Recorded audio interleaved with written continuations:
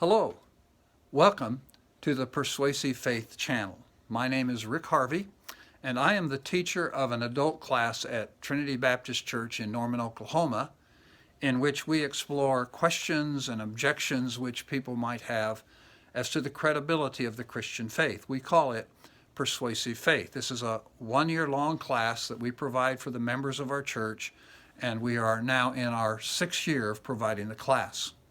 Of course, normally we meet in a classroom setting, but due to the current coronavirus restrictions, we are now, at least temporarily we hope, meeting online, and we are using the Zoom format to facilitate that. Of course, the Zoom program makes it quite easy to make a video of the class, which we are doing, and then making that video available online to members of the class who may have missed a class or who wish to repeat some material, or to anyone else who might enjoy the class. I have edited the video down to include only the instructional portion of our time. Incidentally, we also have a website at persuasivefaith.org where you can access an audio podcast of all of our lessons throughout the year, as well as other things like class handouts and other resources.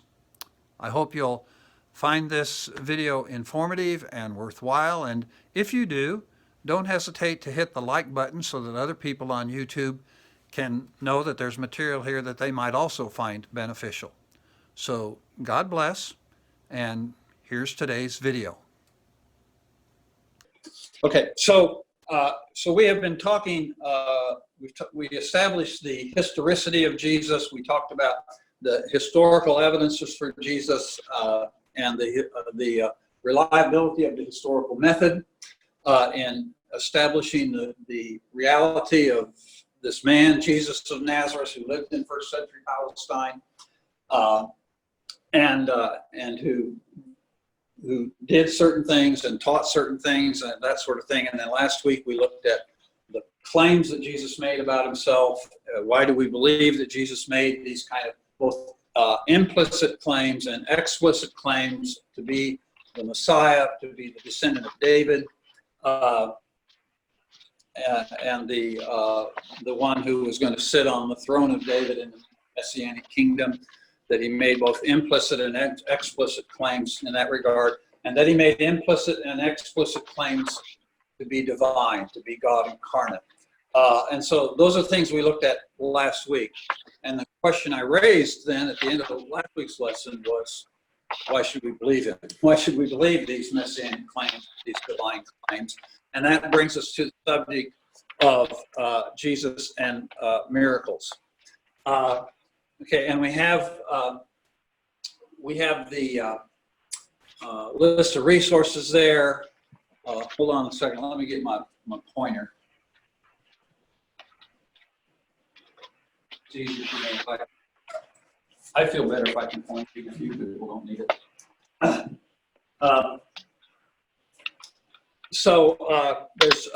We've referred to Geisler's Encyclopedia of Christian Apologetics several times, and he has a very good section on miracles in the Bible.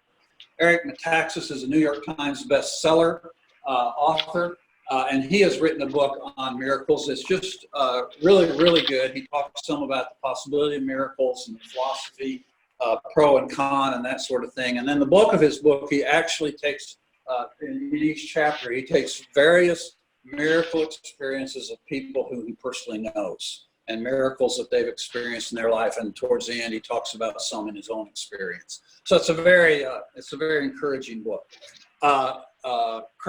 William Lane Craig, of course, has a couple books in which he talks about miracles. His one written at the popular level, On Guard, and then his more academic one, Reasonable Faith, talked about before. And he has a very good, about a half an hour long vlog on YouTube. When is it rational to believe in miracles? And that's a very helpful vlog. He and another fellow are discussing the question. And then there's Craig Keener's book I mentioned before when we talked about miracles back in our science module. Craig Keener has a 2-volume, basically masterpiece on the subject of miracles. And so that's a tremendous resource as well. And then Kona, and we will be. Somebody there on Zoom is making a lot of noise. You need to mute your microphone. I don't know who's doing it, but it sounds like you're washing dishes. So if you're washing dishes and taking the lessons, please turn your microphone off. Thank you. Lacona's book we'll talk more about when we get into our resurrection module, but he talks a lot about history and the issue about miracles and that sort of thing. So those are some resources for you to look at and to have around or to access if you're dealing with somebody and you really need more material. Okay. So when it comes to the question of miracles in Jesus, there are of course two primary issues that we have to deal with, and the first one is the question of, are miracles possible? And of course, we talked about this some in our science module. We had a lesson on miracles. So some of what we'll be talking about today, we'll be covering some of that ground again. We'll be reviewing some of that stuff and also looking at it from a little bit different perspective. And then, of course, the second question is, did Jesus actually perform the miracles that are attributed to him in the gospel? Do we have reason to believe that Jesus actually performed these miracles? So those are the two primary questions we want to address today. And this is by way of review a little bit from what we talked about miracles several weeks ago. So how does the Bible view miracles? And they're actually miracles are actually described in three different ways, or you encounter kind of three different words as you read about miracles in the Bible. And the first one is the word signs. So sometimes the word, the Greek word for sign is translated as miracle in our Bible, that sort of thing. And the idea of the sign is that it conveys some kind of a message, okay? And we see a number of places in Scripture where that's the idea. And then there's, sometimes they're referred to as wonders. And the idea there is it's an extraordinary event. Miracles are not things that happen every day, okay? They are extraordinary, they're unusual, and we see examples of that. And then sometimes they're referred to as powers or demonstrations of power. And the idea there is that it's an unusual power. So sometimes it has the idea of might or strength, or that's, so if you think of the opening of the Red Sea, for example, think about how much power that was necessary to move that water, that sort of thing. But other times, the power is not necessarily the idea of strength, as it is just an unusual power, okay? So for example, the healing of a blind man or something like that, okay? But when the New Testament uses the idea of miracles as signs, typically you get three ways that miracles are used as signs, okay? So the first way would be that a miracle is specifically, the purpose of the miracle is to glorify God. It's to signify the glory of God. The second way is a miracle is designed to accredit God's spokesman. So for example, you have a prophet. For example, I think of Elijah. Was it Elijah or Elisha? Elijah, I think, in the prophets of Baal, right? I always get those two guys mixed up, right? So you have an example there of a spokesman for God, one of his prophets, being validated by a miracle. And then the third way that a miracle serves as a sign is to provide evidence for faith. So when an individual may be, for one reason or another, struggling with believing or having hesitancy about believing, sometimes you see miracles occur in order to give a sign to the person who's maybe struggling with faith, to give them, to help buttress their faith to believe. So this is how the Bible typically uses the idea of miracles, or refers to miracles. So, and again, somewhat in review here, what is a miracle? And remember, oftentimes we encounter this kind of idea that a miracle is a transgression or a violation of the laws of nature. Okay. So it's a very common definition, and it goes all the way back to the Enlightenment philosopher, Scottish philosopher David Hume, who offered that as a definition of miracles. And it's really a problematic definition, and you'll see why as we go forward.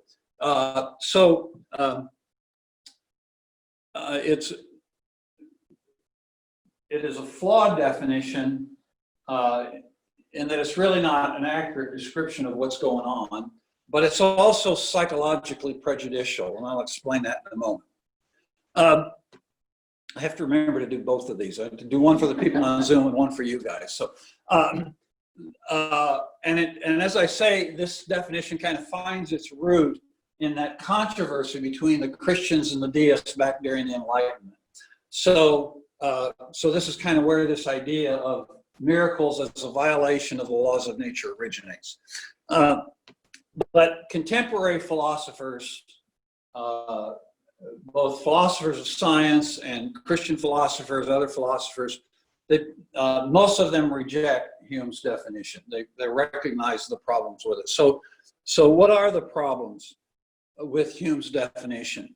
Well, in the first place, the laws of nature are not like civil laws. So when we throw out that word law, oftentimes people just kind of think in terms of like a law that Congress might pass, or the speed limits, or the tax laws or whatever, all right?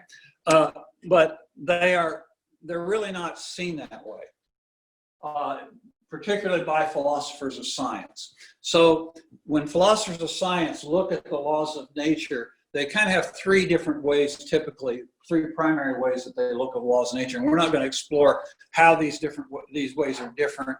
That goes beyond what we need to talk about today. But there's what's called the regulatory theory of the laws of nature. There's the necessity theory, and there's a causal disposition theory. And like I say, I'm not going to take time to explain the difference in those theories, but those are the three primary ways that philosophers of science look at the laws of nature.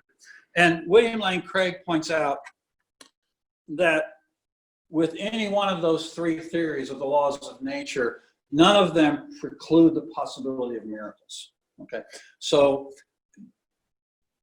whatever a miracle is, or excuse me, whatever the laws of nature are, in the primary ways that philosophers of science look at them, none of them preclude the possibility of miracles. And I'm going to be operating primarily using that kind of first way, regulatory theory, but the others basically work in the same way as far as what we're going to be talking about. So what we need to keep in mind about the laws of nature is we arrive at the laws of nature inductively rather than deductively, right? So what that means is we arrive at the laws of nature by observation. We look at the way nature operates in its just regular way it operates, and we deduce from that, or we induce from that it will continue to operate that way, okay? So the laws of nature are more descriptive of what we see than they are prescriptive in the sense of what must always happen, okay? So they describe the way things are, all things being equal. If the situation is one in which just the laws of nature are operating, there's no exceptions or whatever, then this is how things will behave. So if I take this marker and I drop it, it'll fall to the floor. Okay, the law of gravity tells us that, and we can actually quantify that mathematically. Right? But if I put my hand out there and catch it, then something else has happened to keep it from falling to the ground or to the floor. All right. So in the laws of nature, there's a tacit assumption that there's no outside agent operating. So if I'm thinking about a particular law of nature, whether it's the way chemicals interact, or it's the law of gravity, or whatever it is, I am assuming, when I'm thinking about the law of nature, I'm assuming that there's no outside agent acting. And so I can make predictions that tomorrow morning the sun will rise, and it's going to rise at a particular time in the central time zone. It's going to rise at a particular time. And that's on the assumption that there's not going to be some kind of outside agent that influences or in some way changes the regularity. In addition to that distinction between the idea of prescription versus description, is the point that Hume's definition really is psychologically prejudicial. So that when you're in a discussion with somebody about the possibility of miracles, if they're operating from this assumption that it's some kind of a violation, that just carries in people's minds there's something inappropriate going on. So you get this, for example, from the deists. Okay, so the deists say, yes, there's a God, but he doesn't interfere in nature. He doesn't do miracles, and he hasn't acted in history. He just set everything going. And okay, so that's the argument of the deists. And part of the mentality behind that is there's something inappropriate in God interfering in the regularity of nature. It's somehow inordinate that God would do that. Okay, and so it's a psychologically prejudicial view. But in the case of a miracle, the laws of nature are not violated. It's simply that in a particular time, at a particular place, the laws of nature are not the only thing that are at play. Okay? It's that there's some other factor at work. And we, of course, believe that that is a supernatural causal agent, that God is at work. And so although the laws of nature surround the situation, in the particular situation, there is a supernatural causal agent that causes things to behave differently than they would according to the laws of nature. We'll explore more of that in a little bit. Okay. So, as opposed to that idea of nature, of a miracle being a violation of the law of nature, I want to give another definition. Now, when we talked about miracles in our science module, I gave you kind of my personal definition. This is a definition that I get from William Lane Craig. It's not exactly how he said it. I've kind of reworded it a little bit here, but this is the essence of William Lane Craig's definition. A miracle is an extraordinary event which natural causes cannot produce at that time and place, and which occurs in a religio-historical context. Okay? So put more simply, a miracle is a naturally impossible event occurring in a religiously charged historical context. So let's explore that definition. So the first, comes in two parts. The definition has two parts. So the first part is an extraordinary event occurs which natural processes operating under the laws of nature could not bring about. So it's an extraordinary event. That's the first thing we want to keep in mind. Miracles are not something that happen, every few minutes or whatever. They are extraordinary events, but they are lacking any kind of a explanation employing the laws of nature. So given the laws of nature, the way nature behaves regularly, this event could not have happened. You can't bring this thing about through natural events. So there is no reasonable natural explanation for the event. Now, oftentimes what you'll get, if you have a particular miracle, say, for example, miracles of Jesus, or maybe it's even a miracle that you've heard about, a contemporary miracle or whatever, and you're sharing that with somebody, and they're trying to come up with a natural explanation, okay? And sometimes they can. Sometimes they can come up with a reasonable explanation, and you go, well, maybe it wasn't a miracle, maybe it was providence, or maybe it was something else. Remember, in our previous lesson, we talked about 8 different kinds of unusual events, right? So we might concede, well, maybe it isn't a miracle, maybe it's providence. But oftentimes when they try and come up with a natural explanation, it's just really ad hoc. It's just really far-fetched. And you go, there ain't no way, right? And so those are the kind of situations we're talking about. We're talking about the kind of situations where there's no reasonable natural explanation, The second part of the definition is that it happens within a certain kind of context, okay? And this is important for us to understand whether what we're looking at is just some kind of weird anomaly or whether or not it's an actual miracle, whether or not God is involved. The context plays an important role in determining that. So you remember that the word miracle, part of the idea in a miracle is that it's a sign, it's signifying something, right? And in order for it to do that, you have to have a certain kind of context. So the other day, Mary and I were listening to Eric Metaxas sharing his testimony, and he talks about a miraculous dream that he had, and not that the content of the dream was miraculous. It was like all dreams, it's just a weird dream, okay? But the occurrence of the dream was to him miraculous, okay? And he was stressing that to the average person, if they just listened to the story of his dream, they attach no significance to it. But he was stressing that there was a particular context in his life, a spiritual, religious context in his life that gave the dream meaning, okay? And which is one of the reasons why he attributes the miraculous to the dream, okay? So this idea of there's got to be an appropriate context. So Craig says a miracle without a context is inherently ambiguous. So if a miracle happens and there's no spiritual or religious context to the miracle, it's just ambiguous what's happening. It's just, okay, this is just weird. So take, for example, the resurrection of Jesus. Okay, we attach profound importance to the resurrection of Jesus. But what if the resurrection of Jesus was just some guy in first century Palestine apparently rose from the dead, and he never made the claims that he made. He was just the average Joe, and he just kind of arose from the dead. We would never have heard about it, right?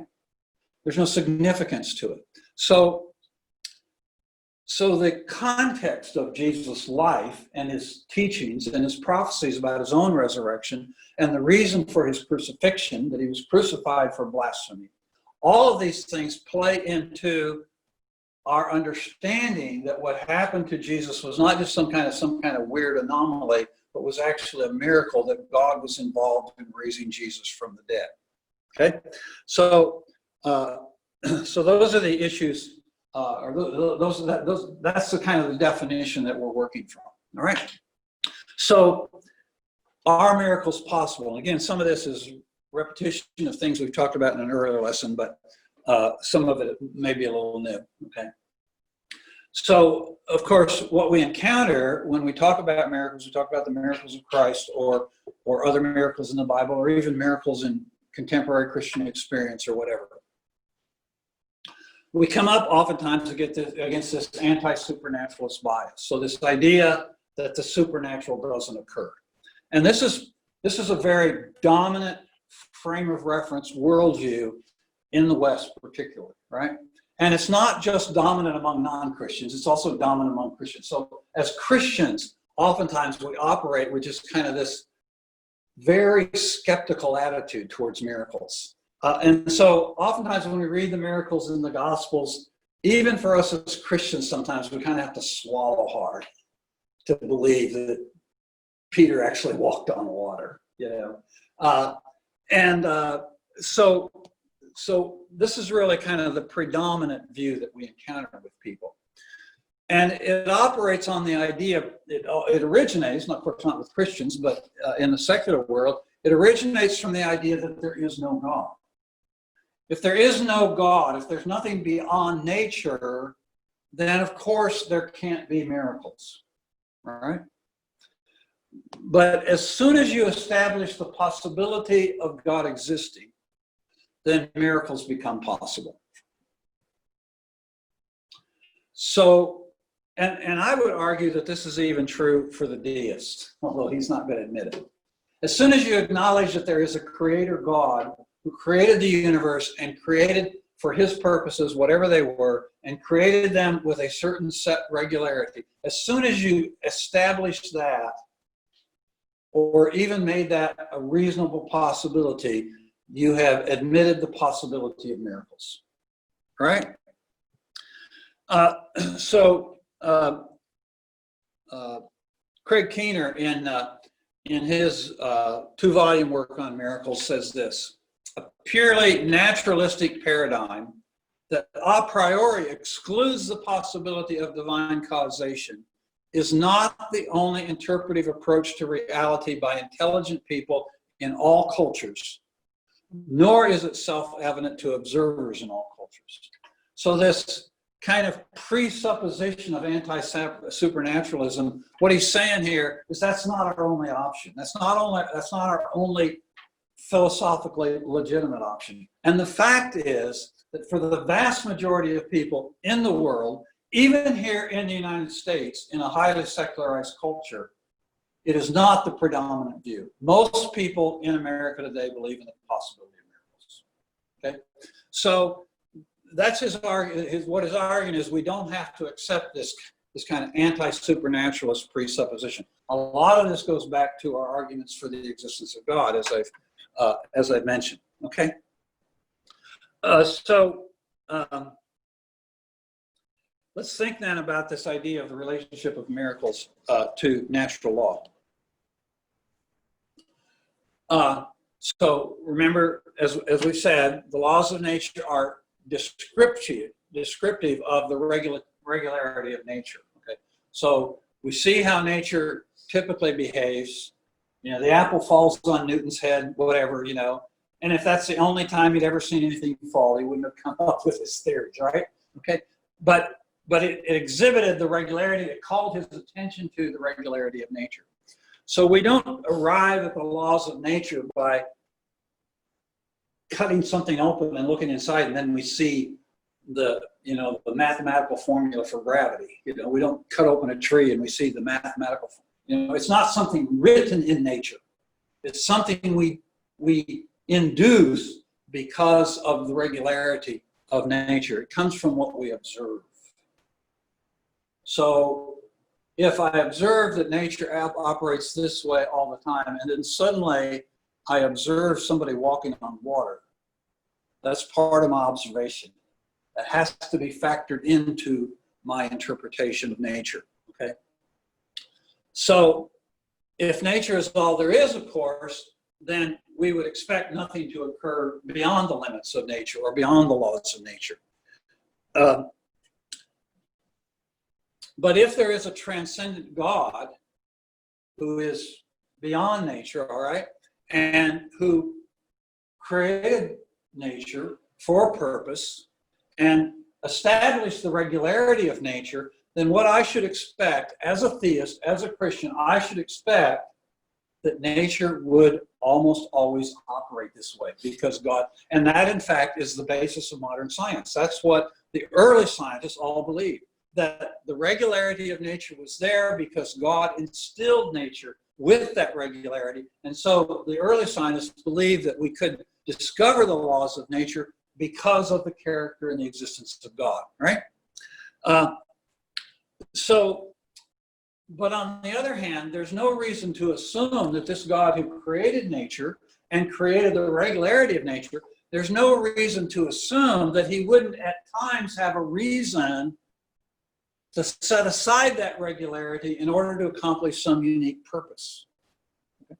So I typically, when I drive home from church, I kind of usually go one way, right? And so probably you do too. When you go home, you drive home the same way.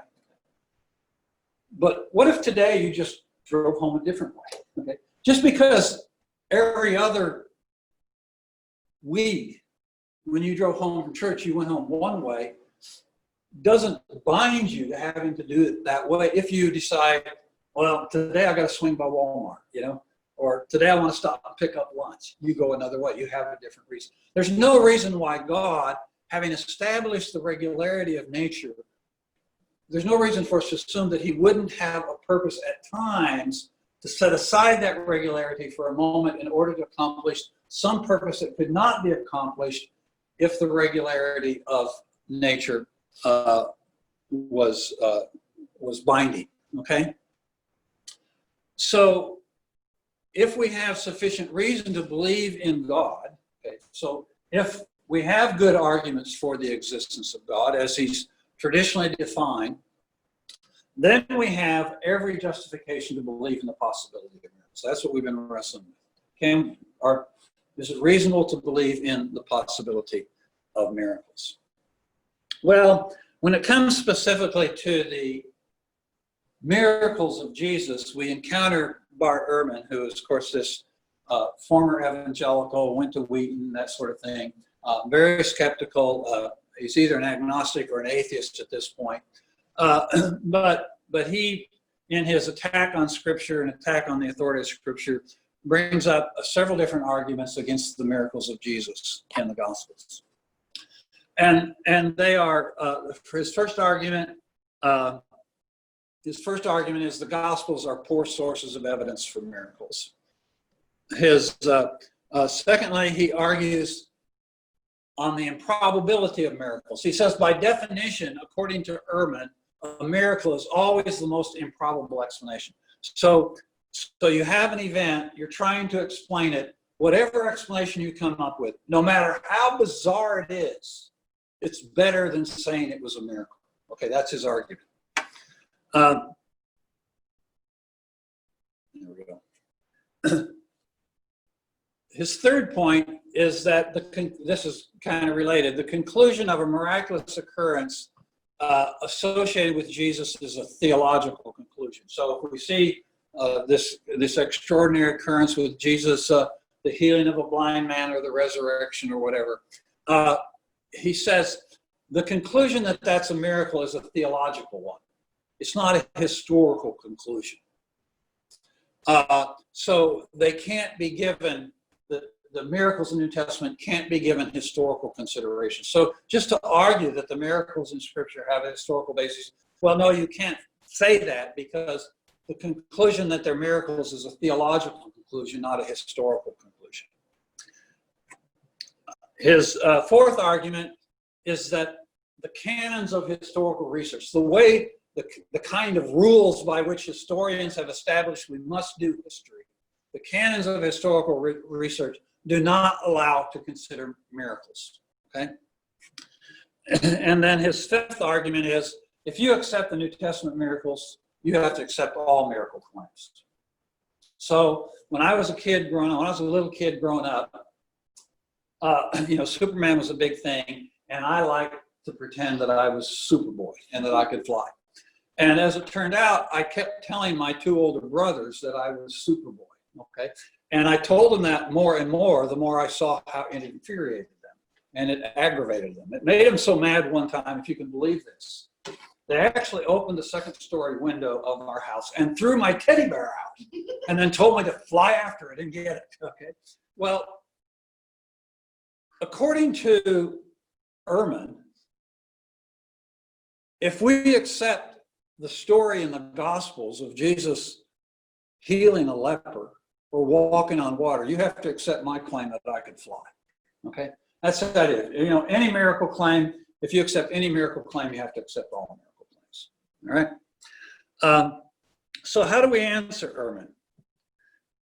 Well, point by point, in the first place, we've already established, contra Ehrman, that the Gospels are just tremendous historical resource. We've already established, lesson after lesson after lesson, the historical credibility of the Gospels. And as was discovered in the so-called first quest for the historical Jesus, the divine claims of Jesus and the miracles of Jesus are so pervasive and so intertwined with the history that you can't separate them. That's why the first quest died out at the end of the 19th century, the first part of the 20th century, because they couldn't separate the miraculous from the history, okay?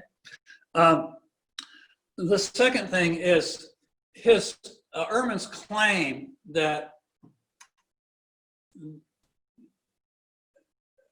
his improbability fails to account for, his assertion of improbability. Remember the idea that that it's so improbable, just any explanation other than a miracle would be how you would explain it. It fails to account for this whole idea of external causation that we've talked about. So when you start talking about probability, that brings into play Bayes' theorem, okay? So remember, many months ago, and back in our philosophy module, we talked about Bayes' theorem. How do you evaluate competing hypotheses, competing explanations? And one way we do that is with Bayes' theorem. And this is all stuff you probably don't remember, but if you go back and listen to the lesson, you can be refreshed on. So when you make an assertion about the probability of miracles as opposed to other explanations, natural explanations, you have to take into account all the extraneous information that's out there that relates, which includes the possibility of God's existence, okay? And that's what he doesn't do. He precludes part of the math that goes into Bayes' theorem in order to calculate the validity of the miracle claims. And then secondly, on that point, he illegitimately links frequency with probability. So it's a mistake to think that if something only happens once, it's improbable. So for example, in my life, I've only been to New York City once. But that doesn't make my going to New York City improbable, and it doesn't make it improbable that, you know, I might have gone 10 or 20 times in my life, okay? It just so happens I've only gone once, but it's not improbable that I would have gone to New York City, right? So the idea of frequency being linked to improbability is a fallacy. Third, he confuses historical conclusions with theological ones, all right? So that an event occurred for which there is no reasonable causal explanation, okay, and that a historian can establish that that event occurred, even though he has no natural explanation for that event, doesn't preclude him from, as a historian, saying this event happened. Okay. He doesn't have to conclude God did it, right? So it's interesting, with many of the miracles in the Gospels, they don't tell us God did it. So for example, when Jesus walks on water and then he commands Peter, and Peter walks on water, at the end of the story it doesn't say, now God made Jesus walk on water. We are left to conclude that ourselves because of the religio-historical context. So we make a theological conclusion the Gospels don't explicitly state. And so it is with many of the many of the miracle accounts in the Gospels, right? They just tell us. So what the historians are saying is, yeah, we have historical evidence these events occurred, and that they occurred in this kind of a religio-historical context. Then we, putting those two things together, go, oh, okay, well then, if we don't have a natural explanation, if it happens in this kind of a context, then I have reason to believe that this is God acting, all right? And what Ehrman does is he gets those distinctions confused. On his fourth point,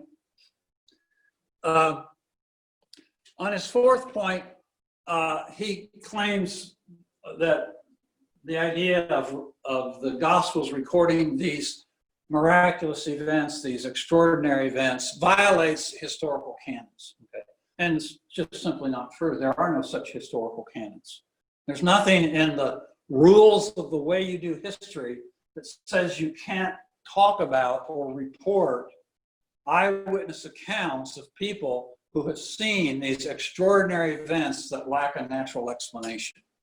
So Keener says, from the conventional historiographic standpoint, the issue for the Gospels and Acts is simply whether the eyewitnesses can claim such events, for which the answer must be a decisive yes, rather than resolving the nature of the causation.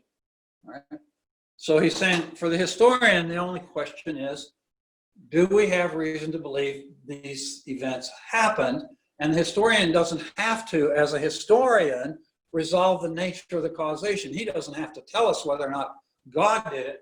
That's up to us to decide once we look at the evidence one way or another. And we'll talk more about that in a minute, how we do that in a few minutes. And then, of course, his argument about accepting all miracle claims, all right? And there's no reason to assume that you have to believe all miracle claims just because you believe some, all right? And in part, one of the things that William Lane Craig points out is, even if you're getting miracle claims from other religions, he points out, we really don't have any reason to say conclusively that God would never do a miracle for somebody in another religion. We have no biblical basis to say God would never do that. So I wouldn't necessarily dismiss a miracle claim just because it's somebody from another religion. I might disagree with their interpretation of the miracle, what it's signifying, okay? So I might disagree with that, but I wouldn't necessarily be compelled to disagree with the miracle. And also, there's also the possibility of other non-material agents at work, for example, demons, okay? So that's another possibility to explain other miracles. But then, of course, as the point I made earlier, not all miracle claims are of equal merit. You know, my claim to be able to fly does not rank up there on the level of merit with the actual eyewitness testimony of Jesus ascending into heaven, right? Those are just qualitatively two different levels of argument, right? So let's think about this idea of explanation. Here again, we talked about this some before, but let's go over it again. So when you're seeking to explain something, some event or some phenomena or whatever, there are two distinct kinds of explanation, right? So there's what we call a scientific or material explanation. So here we have what we call natural causation. Nature is causing this to happen. And then the second is what we might call personal or intelligent or agent causation. Okay, so a personal agent or intelligent mind is causing these things. So John Lennox's classic example of the boiling teapot. Okay, so there's a pot of tea boiling on the stove. It's on the stove, as a tea kettle's there, and it's whistling away. The water's boiling vigorously. And my 6 or 7 year old grandson comes walking in the room, and he says to me, he looks at that kettle and he listens to the steam and he's listening to the water boiling inside, and he says, "Grandpa, why is that doing that?" What's he asking for? He's asking for some kind of an explanation naturally as to why the water is boiling. So, oh, well, you know, I turned the switch on here and electricity is running through the coil, if you have an electric stove, you know, or the gas, you know, is creating heat and it's transferring through the copper bottom of the tea kettle and heating and the waters. And so I give him a natural explanation. It turns out, this is all fiction, by the way, this didn't happen, but it turns out that my wife is in the middle of making dinner and the kitchen is really busy. She's got all kinds of stuff going on, and she left the room to go take care of the laundry, okay? And she comes back later and she sees the kettle on the stove. I set something else aside and put the kettle on the stove and I'm boiling water. And she says, "Rick, why is the water boiling on the stove?" What is she asking for? Well, Mary, you know, the heat and the cold. That's not what she's asking for, right? What she's asking for is an agent explanation. Why in the world are you interrupting my process of making dinner? Right?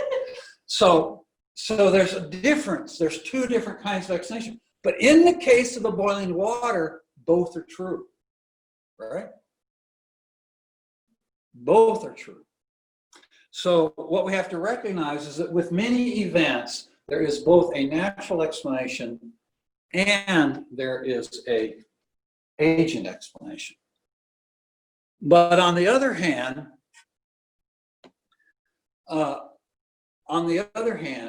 when one type of explanation clearly doesn't work, then that leaves you only with the other type of explanation. So you come home from work one day and you find a huge tree in your yard has fallen over in your yard and it's laying in your yard, okay? And you look at it and you go, "Why is that tree in my yard?" And you talk to the neighbors and you find out there's been a strong wind or that sort of thing, and you look at the tree trunk and it's all broken and you see it's kind of diseased, there's been some bugs in there, and in the wind it appears to have snapped off, and you have a purely natural explanation for it. okay? And you accept the natural explanation because that's adequate. And there's no evidence that there was some person that came in and pushed your tree over, right? The neighbors were out there, they were in their yard, and they didn't see anybody. If, on the other hand, you come home and you find a tree laying in your yard, and you look at the end of the tree where it's broken off from the trunk, and you look at the trunk, and they're both perfectly smooth. And you talk to your neighbors, and they, there's not been any wind or anything like that. There's no evidence for a natural explanation. And particularly when it comes to the smoothness of the wood at the bottom trunk, because when nature breaks a tree, it doesn't make a smooth cut. So even though you may have no idea who did it or why they did it, you conclude, because there is no adequate natural explanation, that there must be an agent explanation. This is one of the ways we evaluate whether or not miracles happen. So what constitutes evidence for a miracle? So typically, and again, we've talked about this before, typically what skeptics say is, well, if you're going to argue for a miracle, you've just got to have extraordinary evidence. Extraordinary events call for extraordinary evidence. Well, that's just simply not true. All right? Particularly at any level, but particularly when we're talking about miracles. So it's a little ambiguous what they even mean by that. So if somebody said, we talk about miracles, somebody says, well, extraordinary evidence calls for extraordinary events call for extraordinary evidence. Ask them, what is the extraordinary evidence? And invariably, probably what they will tell you is they will set some bar that's impossible to reach, because what they want is 100% certainty. And we've already established in our philosophical module, 100% certainty is impossible at almost every level except math, right? So what they're asking for is something that will give them 100% certainty. But what is really necessary to establish the occurrence of a miracle? And it turns out that all we need is for the body of evidence that we have for what happened to be more likely to exist, the data we have to be more likely to exist if the miracle happened than if it didn't happen as a miracle. And you'll see how this works out when we get into our resurrection module. But let me explain it a little bit more. So the idea is that you possess a certain amount of data, or you possess a certain amount of evidence, right? Regarding the occurrence of some event or some miracle. So, for example, the healing of the blind man. So you have the data. You know this man. You know that he was born with congenital blindness. You know that he had an encounter with Jesus, that Jesus did the mud in the eyes and, that sort of thing, and then commanded that he see. And then immediately the man saw. And this is the evidence you have. This is the data you have. Okay. So the question then becomes, given the data, what is the probability of the data, this evidence that you have? What is the probability that this would exist if a miracle had happened? So if the guy was actually miraculously healed, what's the probability of these various points of data existing? That he had an encounter with Jesus? Well, that's fairly probable. It might not know whether or not it happened or not, but it's probable, okay? How does that compare to the probability that data would not exist or would exist if the miracle had not happened? So if this guy had not actually been healed, what is the likelihood that you would have all this evidence that he had congenital blindness and he encountered with Jesus and immediately? What's the evidence? What's the likelihood you would have that kind of data if there was no miracle? Okay. And it just doesn't fit. It's not probable. Okay. And again, you'll see how this works out very powerfully in the resurrection of Jesus. So what are the criteria then for identifying a miracle? And there are several that we can use. One is, given the principle we just talked about, the evidence for it is at least as good as it is for other acceptable but unusual events that happen similarly at similar distant time and place. So in other words, the same quality of evidence that I ask if I'm going to believe in, for example, this week I was reading about Caesar's blaming the Christians for the burning of Rome, okay? And I happened to be reading about that this week. Don't ask me why, I don't even remember why. But anyway, I was reading about it, okay? And people believe that.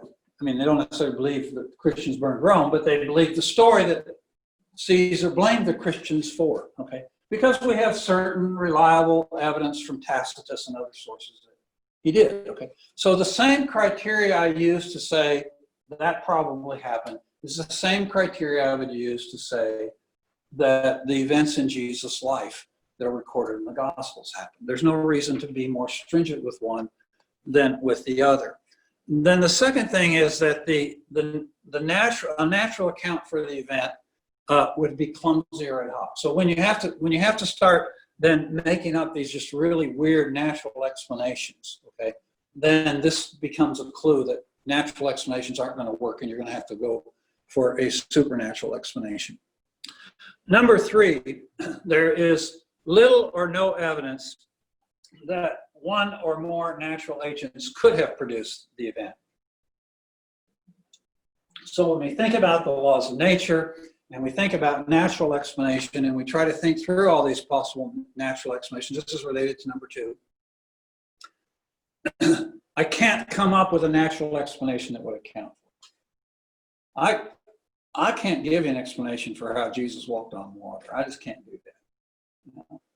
Now, I can probably make up some pretty fantastic stories that somebody put plexiglass out there and he walked on the plexiglass. You know, I can come up with some pretty far out, ad hoc stories, but I have no evidence for it, right? Then fourth, there is some justification for a supernatural explanation, okay? And this is where context comes into play, right? So I do have reason to believe that Jesus walked on water because I know the historical context. I know the kinds of things he claimed. I know that he had many other miracles that were attributed to him, including nature miracles, all right? So these are all things that fit into the context so that when I read a specific miracle account in the Gospels, I go, well, that sure fits with everything else I know, all right?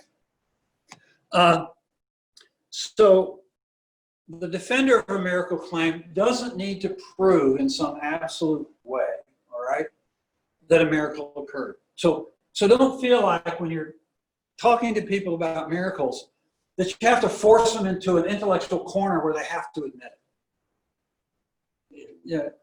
In the first place, that'll make you pretty obnoxious, but in second place, it won't work, right? We're never asking for absolute proof. That's why I talk about arguments for the existence of God rather than proofs for the existence of God, right? I do actually think, as I've mentioned, that there are a couple logical arguments that I think are proofs, all right? But when I'm talking with people, I don't talk about proofs for God's existence. I talk about arguments because ultimately, we're just trying to show people the most plausible, reasonable way to think is that these things are true. So we don't need to back people into a corner where they have to admit that miracles are happening. All we need to do is show that it's more plausible, that it's more probable that what's occurred here is a miracle than some kind of natural explanation. That's all we have to do. Then it's up to them to make a decision. Are they going to follow the evidence where it leads? Or are they stubbornly going to resist in their anti-supernaturalist position? So, and we've talked about this before, Keener talks about it, I'm just going to go through it very quickly, is that there is just vast evidence. The idea of Hume and others is that miracles just never have happened. Miracles don't happen. But the fact is there's just vast evidence. Millions of people around the world and throughout history testify not only that they believe miracles happen, but that they've seen them. Okay? And as Craig points out, one of the leading causes of the explosion of Christianity in places like China and the Middle East is the occurrence of miracles. So they are happening today, and people are seeing them, and it's bringing them to faith in Christ. And many of these miracles that Craig Keener, excuse me, Craig. I'm dealing with William Lane Craig and Craig Keener. Okay, so that's where I get confused, right? But he documents literally in his 2-volume work. He documents thousands of miracles. Many of those have actually medical, scientific documentation to it. Okay, so we just know miracles happen. And the anti-supernaturalist is the one who's on the defense. He has to provide an argument for all these miracles that there's a natural explanation. We only have to establish that one of them actually happened, and we've established the possibility of miracles. Okay? Well, so what do historians do with all of this? As it turns out, the status of modern contemporary history on the life of Jesus actually comes down in favor of miracles, and quite substantially so. So, of course, you'll remember, again, the quest for the historical Jesus, and remember how it failed because of how the miraculous is so closely interwoven with the history. Well, as it turns out, historians today, the vast majority, or at least the substantial majority of historians today, accept the miracle accounts in the Gospels as being historically authentic. Now, that doesn't mean that they attribute them to God, but they're just reporting that Jesus was, in fact, a miracle worker, that he was recorded as having done these extraordinary events, okay? And that they have no natural explanation to them. One of the reasons they do that is because none of the non-Christian historians writing at the time, people like Tacitus, none of them deny the miracles occurred.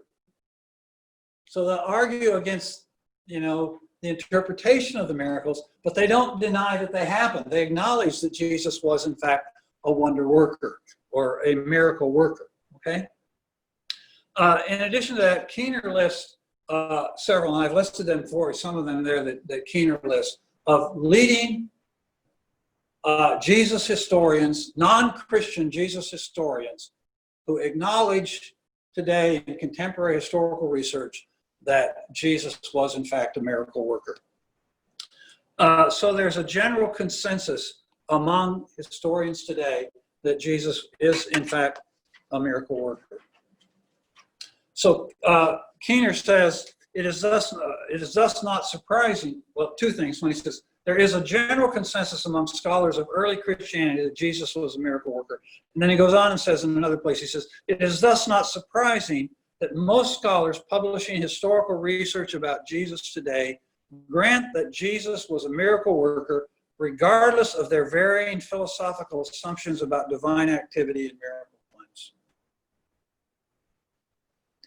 And then William Lane Craig quotes from John Mayer, who's one of the historians to whom Keener refers, as saying, Jesus as a miracle worker has as much historical corroboration as almost any other statement we can make about Jesus' history. Okay. So in conclusion then, as far as we've gone on Jesus, we know that Jesus made numerous explicit and implicit claims to be the Messiah and to be divine. We know that Jesus backed up his claims with healing miracles, nature miracles, exorcisms, and then, of course, his greatest miracle, which was the resurrection. So we actually, as Christians, we stand in a unique position. There's no other religion. There are, of course, other religions that claim miracles, but there's no other religion that claims the number of miracles, not only in the past, but continuing to today, and the scope of miracles, healing, nature, exorcisms, and of course the resurrection. There's no other religion that approaches that. And of course, as I pointed out today, in the majority world, the experience of miracles is closely associated with the vast expanse of Christianity. Okay, so that brings us up to next week's subject, which is the death of Jesus. And we would think, why do we as apologists need to really focus on the death? Well, it turns out that this really is a major obstacle to many people, and particularly with the expanse of Islam in the world and the increasing contact we have with Muslims. They have a great deal of problem with the Christian teaching on the death of Christ. So that's an area that we need to explore, and we'll do that in depth next week. So, okay. Oh, no, you won't do it next week. Oh, that's right. Next week, we will not have a lesson. Thank you, Mary. We will not be here next week. So in 2 weeks, we will cover that.